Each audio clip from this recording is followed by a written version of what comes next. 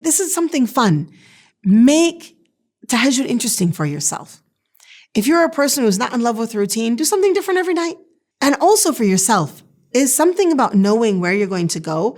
Light a candle, spray some perfume in the area, or incense, whatever it is that you like to bring beautiful smells. Bake some cookies in the middle of the night. Bring some cinnamon rolls and open it up so that smell is filling the air. And make it a place of cleanliness. Make sure your prayer clothes are clean. Make sure the prayer carpet is something easy to sit on. Get the place ready so that when you wake up, your appointment, your meeting with your Lord is prepared. You're just beautifying yourself with wudu, and you're going to that prayer carpet.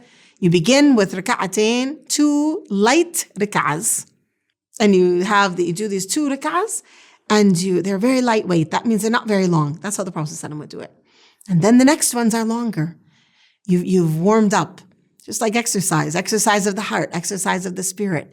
You've warmed up, and then you extend that, and then you sit and make dua.